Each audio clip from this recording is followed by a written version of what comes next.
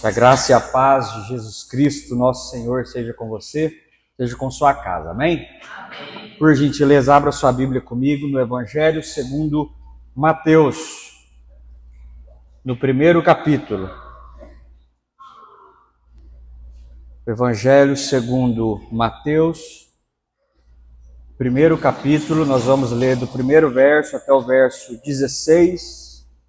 Eu trouxe essa mesma porção do Evangelho há um ano atrás, quase um ano atrás, mas você que ouviu não se preocupe, porque são novos elementos, novos ensinamentos da parte de Deus para a igreja, no nome de Jesus. Diz assim: este é o registro dos antepassados de Jesus Cristo, descendente de Davi e de Abraão. Abraão gerou Isaac, Isaac gerou Jacó, Jacó gerou Judá e seus irmãos. Judá gerou Pérez e Zerá, cuja mãe foi Tamar. Pérez gerou Esrom, Esrom gerou Rão. Rão gerou Aminadab, Aminadab gerou Nasson, Nasson gerou Salmão. Salmão gerou Boaz, cuja mãe foi Raabe. Boaz gerou Obed, cuja mãe foi Ruth. Obed gerou Jessé. Jessé gerou o rei Davi. Davi gerou Salomão, cuja mãe foi Batseba, viúva de Urias.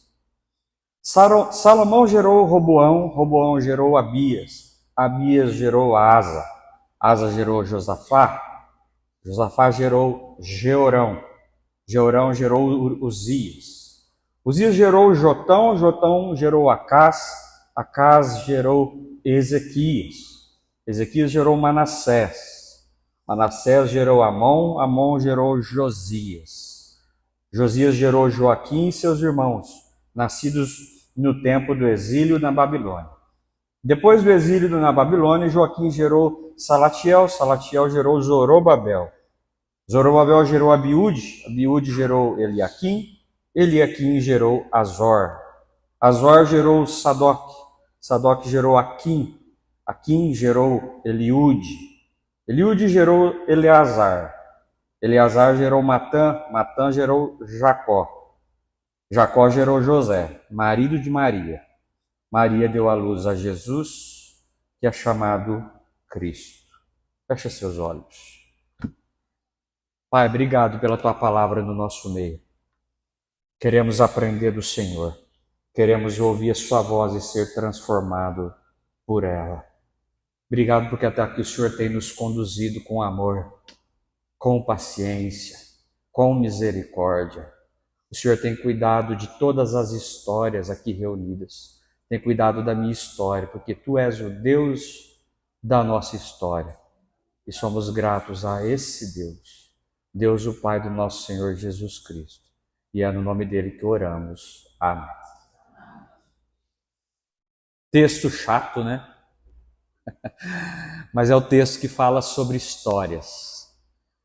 Hoje o tema da mensagem é histórias.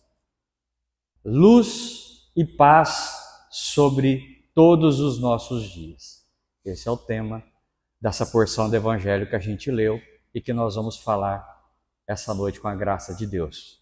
E quando eu falo de história, se eu te contar a minha história, muito que provavelmente eu irei te contar uma história bastante editada. Uma história bastante calculada naquilo que vai ser dito. Eu ouso dizer que seria a minha história oficial. Uma história que eu te contaria sem o menor problema. Mas ao te contar essa história editada, essa história oficial, não necessariamente eu estou te contando toda a história.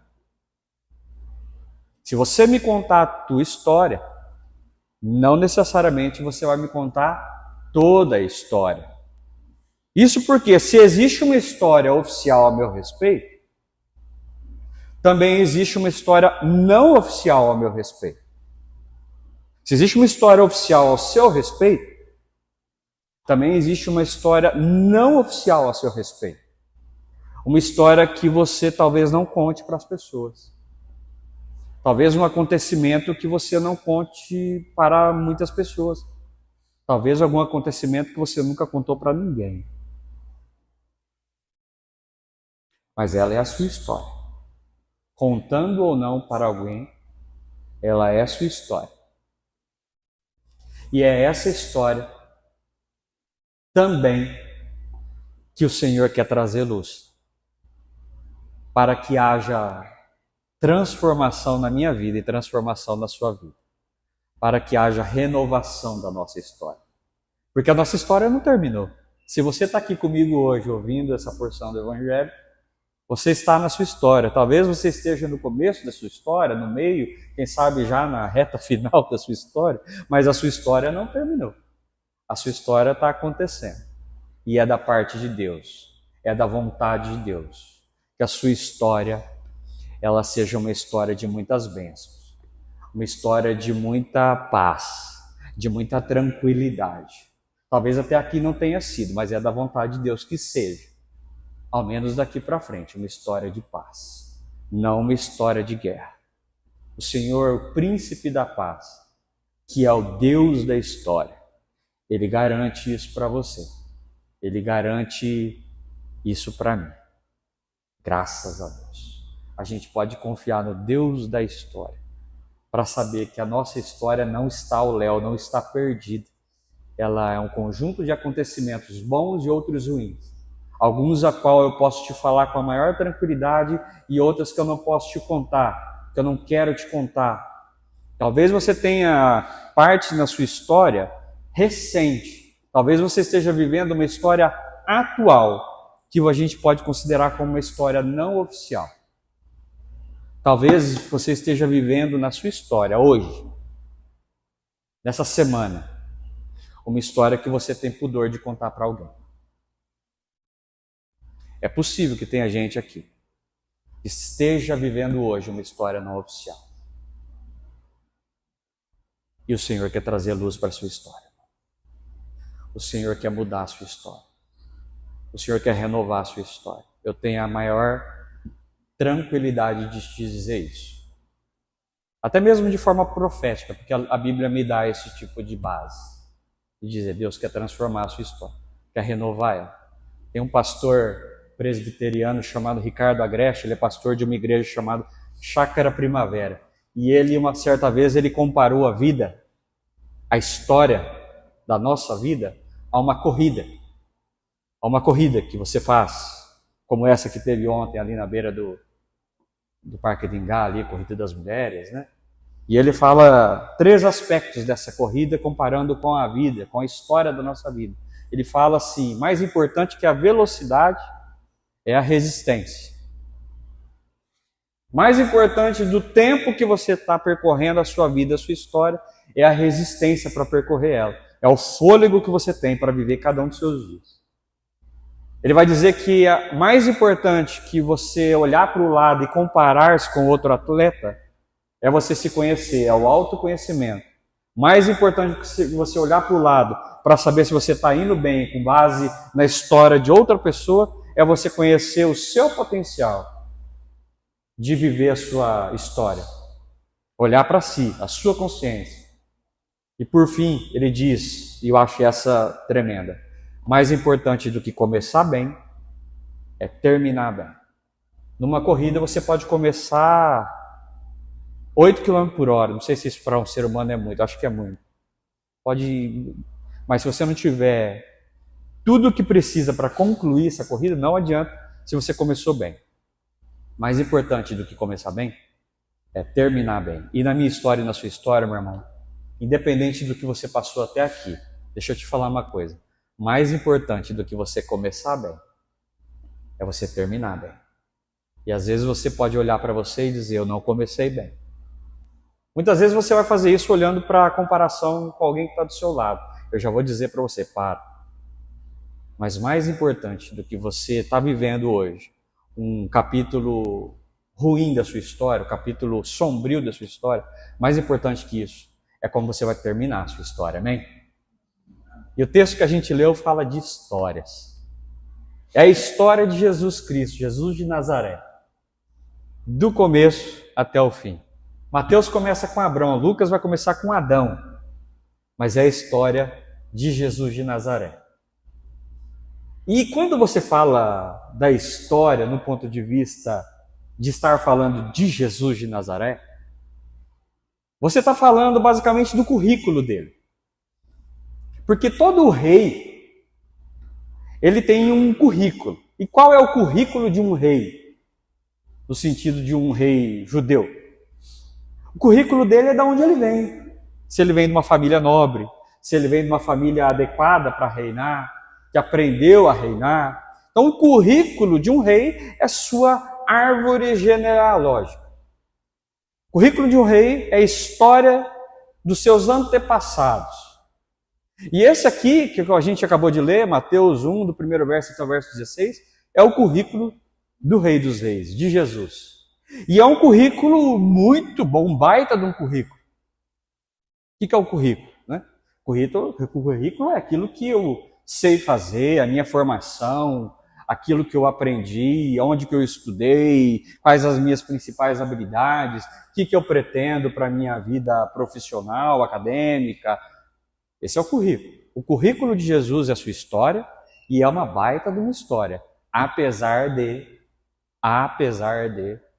ser uma história sombria. Existe na linha genealógica de Jesus, prostituta, Raabe.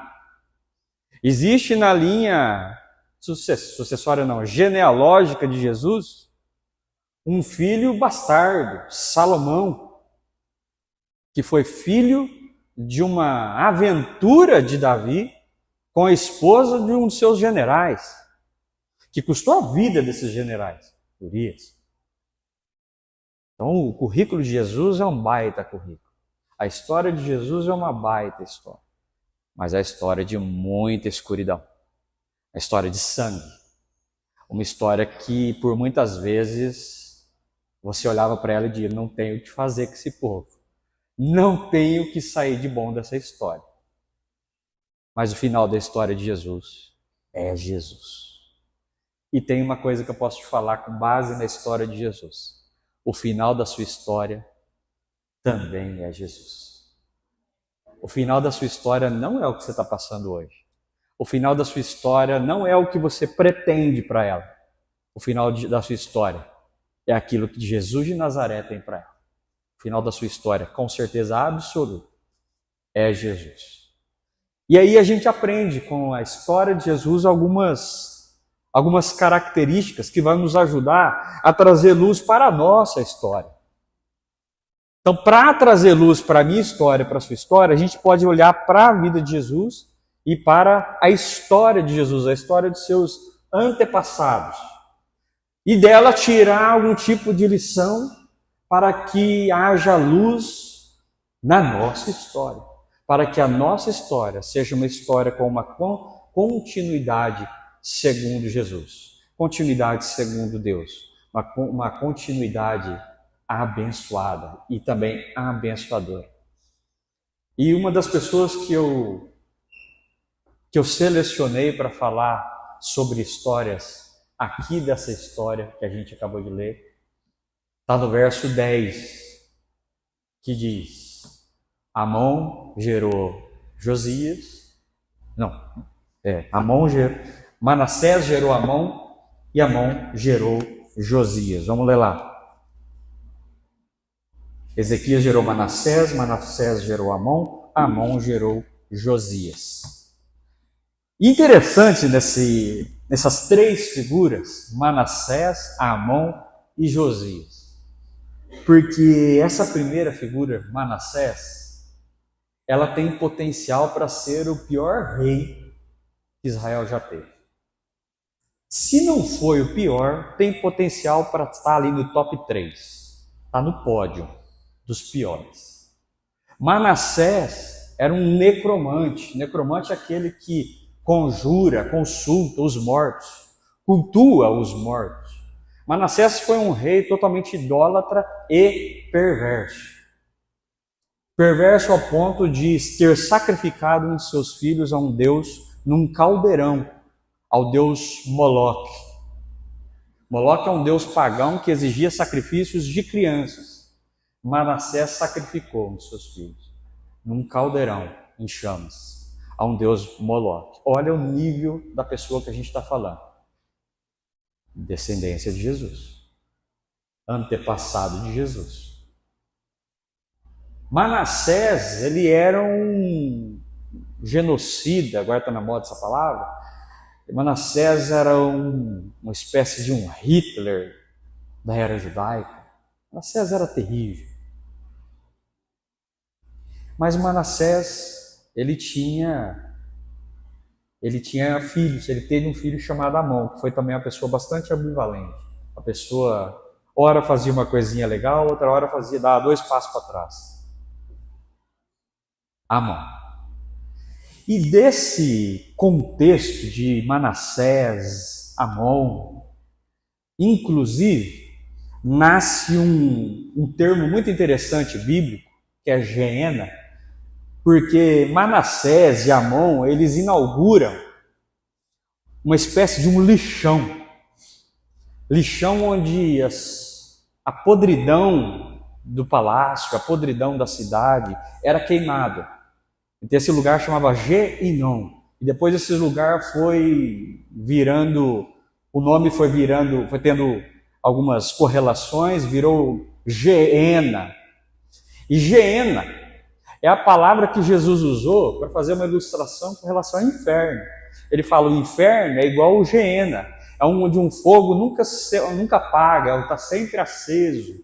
Então o Manassés, ele inaugurou uma espécie de inferno pessoal, vamos chamar assim, para você ver o nível dessa família. Manassés, depois seu filho não fugiu muito desse contexto, mas é um pouquinho melhor, seu filho Amon.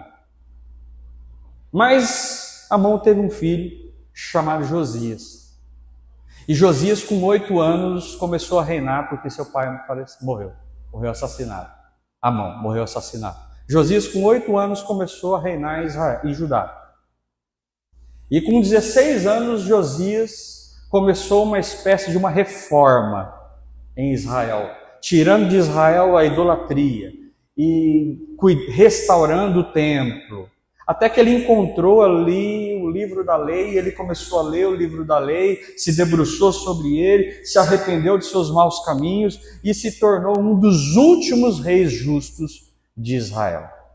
Raiz de Manassés. É um dos últimos reis justos de Israel, antes do exílio. E isso acontece porque Josias rompe com a maldade de seu pai. Josias rompe com a maldade de seu avô. Josias se debruça na palavra, se debruça aos livros da lei.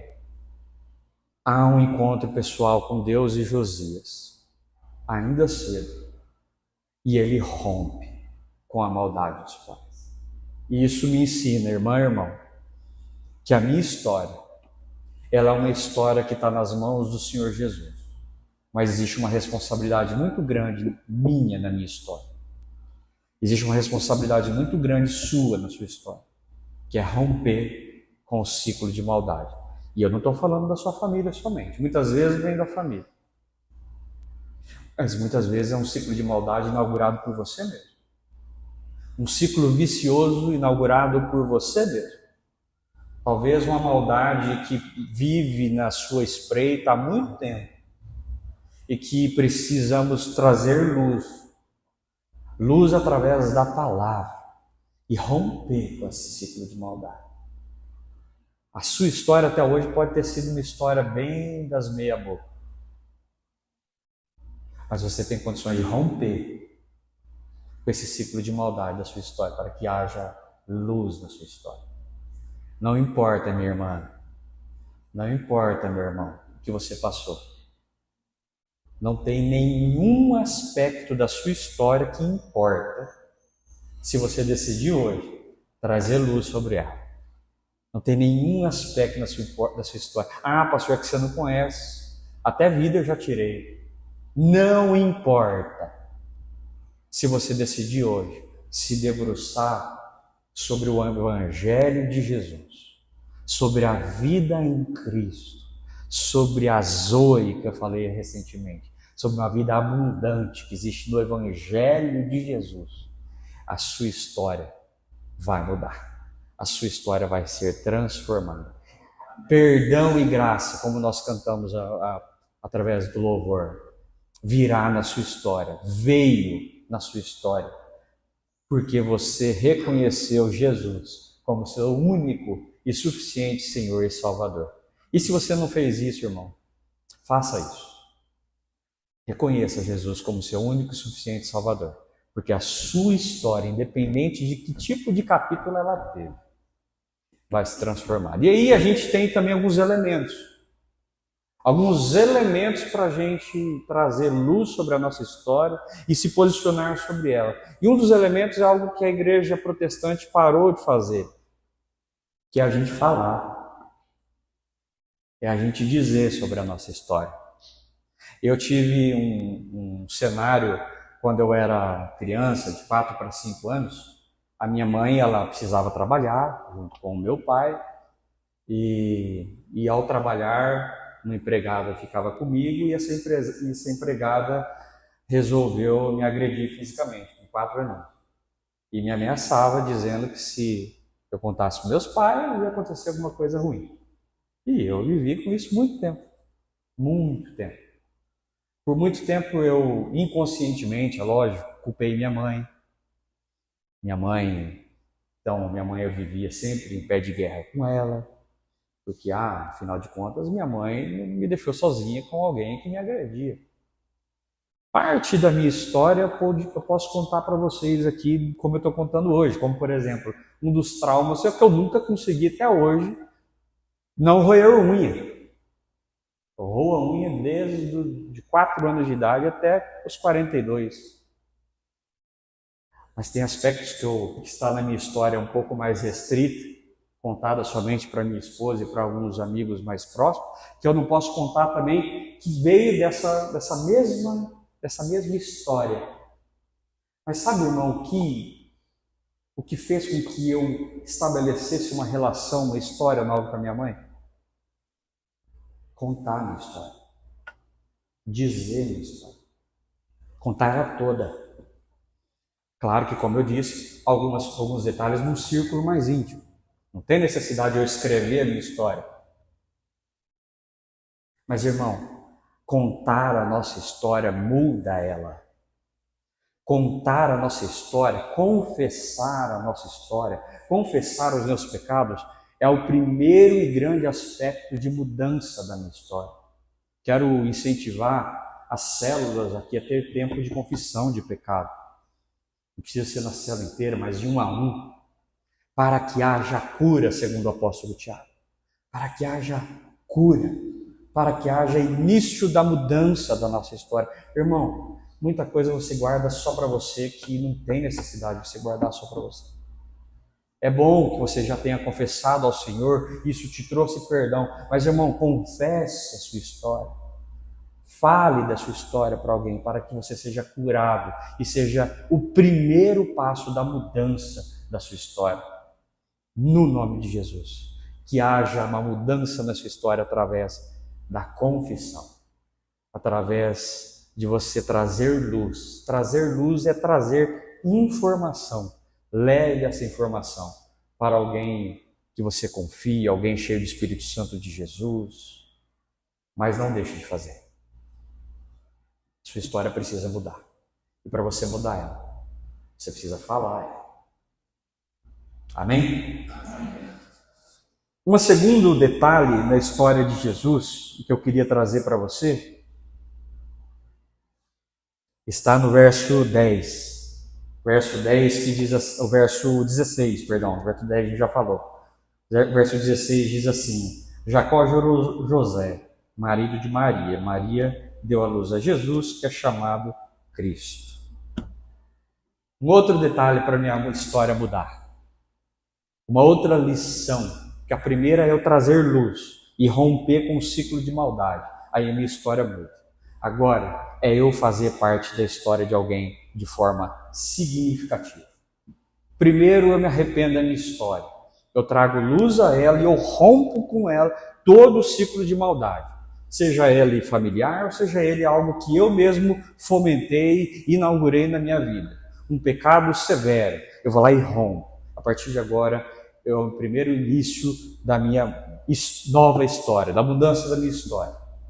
Mas o segundo e grande movimento que eu faço na minha história é participar de forma significativa de uma outra história. E isso a gente aprende com uma pessoa chamada Maria, mãe de Jesus. A primeira vez que eu trouxe essa mensagem, eu falei de José, eu falei de Ruth, falei de Manassés e falei de José. Hoje eu falei de Manassés e vou falar de Maria. Até porque ontem foi o dia das mulheres. Feliz Dia da Mulher, mulher abençoada da IPI Novo Horizonte. Que Deus te abençoe, abençoe tua casa, no nome de Jesus. Maria, uma mulher na história de Jesus, que foi atenta. Uma mulher na história de Jesus, que foi obediente. Uma mulher na história de Jesus, que foi ativa. Evangelho segundo João, capítulo 2, verso 3. Jesus está numa festa de casamento, nas bodas de Caná, estava lá junto com ele Maria, sua mãe. Acabou o vinho, e eu não vou aqui falar do vinho, da importância do vinho, que alegria, aquela coisa para você, porque você já ouviu essa mensagem. Mas acabou o vinho. E um constrangimento muito grande começou a acontecer naquele momento. Maria atenta. Mulher atenta, né? Mulher faz. Você acha que Maria foi a única que notou que acabou o vinho? Não, você está num lugar lá onde o vinho está bom. Na hora que acaba, você vai perceber, convenhamos, né? Maria não foi a única que viu, mas foi a única que agiu. De vez em quando minha esposa fala assim, como é que está a cama? Eu falo, ela não está reclamando de nada, não. Tá, você fez a cama, Thiago? Fiz. É da mulher esse olhar clínico, sabe? É da mulher esse olhar expansivo, cuidadoso. Só que o que teve de interessante nesse olhar feminino de Maria foi que ela procurou Jesus. E ela disse, você pode fazer algo a respeito? Esses dias eu estava num posto de gasolina, encontrei o Lucídio lá, e tinha uma mulher esperando, e eu não sabia se eu estava na frente ou atrás dela na fila, e ela falou, não, pode passar porque eu estou aguardando, eles não conseguem gerar Pix para eu pagar. E aí eu fui lá na fila também, fui na hora de pagar, o Espírito falou comigo, por que você não resolve esse problema dela? Daí eu olhei para trás e falei, viu, eu posso pagar aqui junto, não é uma conta de 1 milhão não, né? Mas eu posso pagar aqui junto, e aí depois você vê o que você faz. E ela, nossa, não acredito que você fez isso. Coisa boba que não me custou R$1. Porque ela, enquanto eu pagava ali, já estava fazendo Pix para mim, e já liberou a mulher. E ela falou, olha, Deus te abençoe.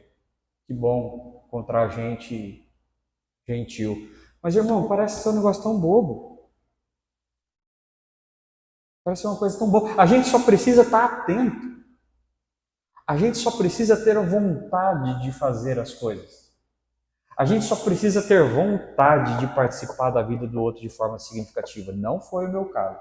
Eu não participei de forma significativa daquela vida. Mas o que é energia, combustível para que a minha história mude, é eu fazer parte da história de alguém de forma significativa. Irmão, eu quero te encorajar, do mesmo jeito que encorajei as células aqui a ter um momento de confissão, eu quero te encorajar essa noite. Não faz isso agora, mas faz isso hoje. Mande uma mensagem, mande um zap para alguém ainda hoje, dizendo, irmão, você participou da minha história de forma significativa, porque eu tenho certeza, irmão, se você está aqui hoje, você teve gente que foi essencial na sua história. Mas faz mais. Manda mensagem para alguma pessoa que você sabe que precisa de você, do seu conhecimento, da sua atitude. Fala, irmão, eu queria te ajudar nessa fase que você está passando. Porque o Evangelho é um movimento vivo. O Evangelho é um movimento ativo. A história que Deus quer de mim, de você, irmão, é uma história que se move, que se movimenta, que se inclina. E essa história, ela não tem fim em você, como eu falei há pouco. O fim da sua história é o fim que Jesus quer para a sua história. Só que o fim da sua história nem está em você no sentido mais humano. Porque você pode transcender a sua história participando da história de alguém e mudando a vida de alguém. A Alane falou aqui, convida uma irmã para o culto das mulheres. Irmã, você pode fazer isso, você pode mudar a vida de alguém. Irmã, pode surgir salvação de um convite seu. Você pode convidar uma pessoa que precisa demais ouvir o que a irmã Vanessa vai falar aqui sábado. Irmãos que estão aqui e que no último culto dos homens não estava, vem e faz mais, traz alguém para que essas pessoas sejam transformados pelo poder de Jesus Cristo, nem que seja só para comer um churrasco junto com a gente ali, e ver que a gente é gente do bem, gente da vida, gente cujas histórias foram renovadas, como a dele também pode ser. A gente precisa se mover na história dos outros, irmão. A gente precisa participar das histórias dos outros. Fazendo isso, cura vai vir na nossa história. Fazendo isso, a nossa história vai ser uma história relevante. Porque a relevância que existe na minha história é aquilo que eu causei na vida do meu irmão. C.S. Lewis, em um dos seus livros, ele vai falar que, o seu livro O Cristianismo Puro e Simples, vai falar que o resultado de uma boa ação é uma outra boa ação maior e melhor. O resultado de uma vida com Deus, no movimento de bondade e misericórdia na vida do seu irmão, vai trazer outra necessidade em outro lugar, que esse irmão também vai participar. A vida que vai gerando vida. O resultado de uma boa ação é uma outra boa ação, maior e melhor. Muitas vezes a gente quer fazer o bem para que no céu a gente receba um negócio que a gente ouviu falar, que chama galardão, que você acha que é uma estrelinha que vai estar na tua coroa. Irmão, se tem uma estrela que faz sentido no assunto dos céus, é gente. Quantas pessoas você alcançou um aspecto de misericórdia e graça? É isso que vai dizer se a sua história for relevante. É isso que vai dizer como você terminou a sua história. Porque se você romper com o ciclo de maldade que existe na sua história, se você se debruçar no Evangelho de Jesus de Nazaré, se arrepender dos seus maus caminhos e viver uma nova história que vai de encontro com a história de uma outra pessoa e abençoa a vida dela, irmão, os seus traumas vão ser curados, os seus medos vão ser curados, as suas carências serão curadas.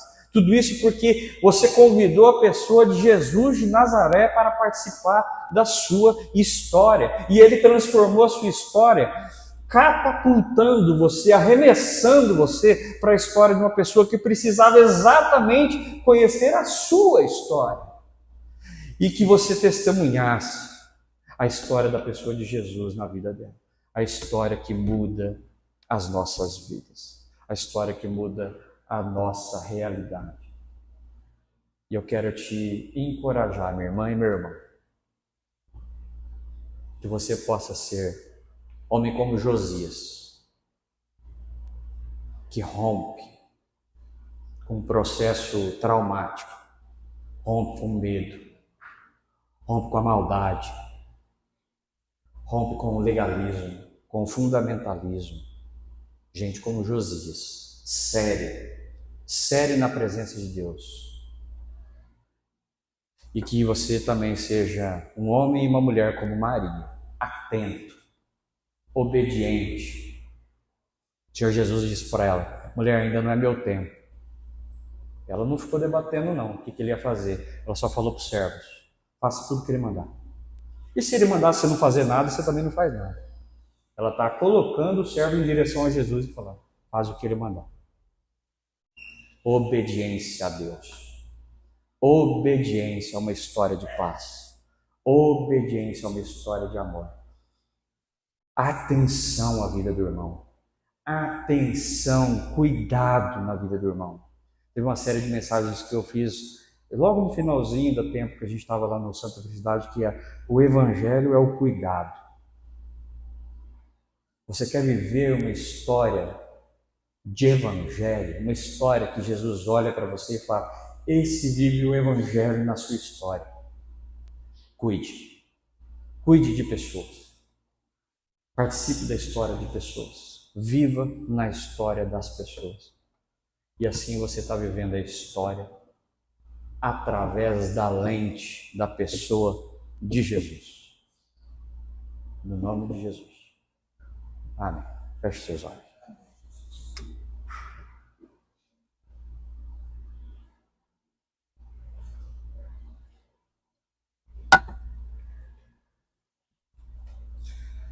Pai amado, muitas pessoas que estão aqui estão com as vidas fragilizadas. Têm vivido histórias não oficiais, histórias a qual elas não têm coragem de contar para ninguém. Traga luz a essa história, Senhor. Comode essas vidas a trazer luz para essa história. Comode essas vidas, Senhor, para fazer com que essas histórias se tornem histórias de paz e não de guerra. De bênção, Senhor. Porque cremos no Filho do Deus vivo, Jesus Cristo, o Deus no meio de nós. O único que pôde, Senhor, experimentar aspectos terríveis da sua história e ainda assim ressuscitar numa vida maravilhosa como Rei. Mas e mais do que isso, Ele prometeu para mim, para todo mundo que está aqui, que o final de cada história também é uma vida maravilhosa com Jesus. Uma vida maravilhosa com Deus o Pai, através de sangue de Jesus. Pai, nós queremos, no nome de Jesus, romper com todo aspecto maligno dessas histórias. No nome de Jesus, Senhor, rompa com todo o aspecto que faz com que homens e mulheres e adolescentes que estão aqui nessa noite possuem uma interpretação de que vive uma história maldita. No nome de Jesus, nós rompemos com essa ideia. Nós rompemos com esse ciclo de maldade, com esse ciclo de ideias de culpa, ciclo de ideias de morte, ciclo de ideia de medo, de trauma, de carência. No nome de Jesus, Senhor, abençoe as histórias aqui presentes essa noite, de cada homem, cada mulher, cada adolescente, cada criança que está lá sendo apreendido, Senhor. Rompa, Deus. Rompa com todo aspecto de maldade. Cuide das nossas crianças, Deus. Cuide dos nossos adolescentes, Deus. Cuide dos nossos corações, seja ele de que idade for, para que os nossos corações se importem mais com o Espírito Santo, com aquilo que o Espírito tem a dizer, do que um ser humano tem a dizer. Senhor, mais importante de tudo aquilo que a gente viveu até aqui, Deus, é o final da nossa história. Mais importante do que começar bem, é terminar bem. Mais importante do que o mal que eu vivi, é a graça que eu vou testemunhar na vida do meu irmão. É a misericórdia que eu vou testemunhar na vida do meu irmão, fazendo parte da vida dele significativamente ainda hoje, para a honra e a glória do seu nome, no nome de Jesus. Fique todos de pé, vamos cantar mais uma música. Em seguida o pastor vai coletar seus pedidos de oração e nós vamos orar com você, no nome de Jesus.